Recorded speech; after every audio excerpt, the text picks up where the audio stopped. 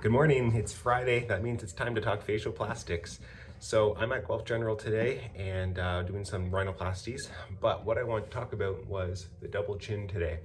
A lot of people as they age will notice that this area here starts to become fuller or saggier, or maybe they're in their 20s and they feel like this is too full and they want to do something about it.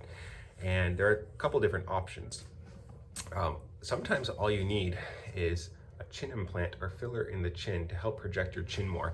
This would be for the person with a congenitally smaller chin, which causes the tissue to not be able to be stretched. And so for a select few people, that's a simple solution. For others, it's a matter of the tissues in here that have to be reduced. And for a lot of people, that's fat. And so there are injections like Belkyra or Kybella, which is deoxycholic acid that you can inject in this area, and it will dissolve a portion of that fat.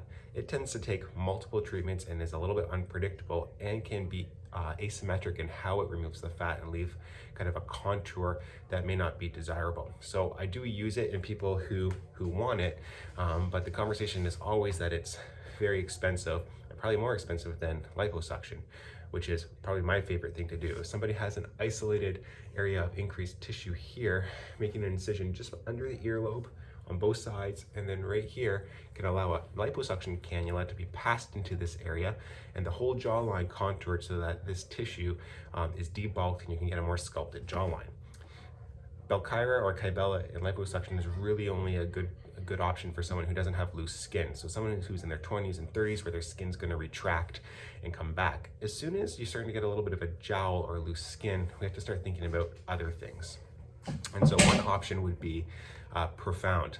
The Profound machine has a subcutaneous fat needle that can go in and actually destroy the fat, but also has a dermal needle that can tighten the skin by about 30%.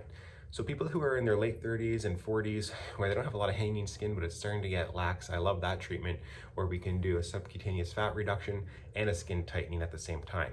Another alternative would be liposuction and then the Profound dermal handpiece to tighten the skin. The next level to treat this area would then be surgery. And so for a man who has a lot of whiskers or wears a beard, a Grecian urn neck lift is a great option. So that's an incision that goes here and then down to about the Adam's apple, and this skin is removed and the underlying fat is removed and everything's tightened up and contoured. So that's simply a neck lift for the turkey gobbler, for the turkey neck.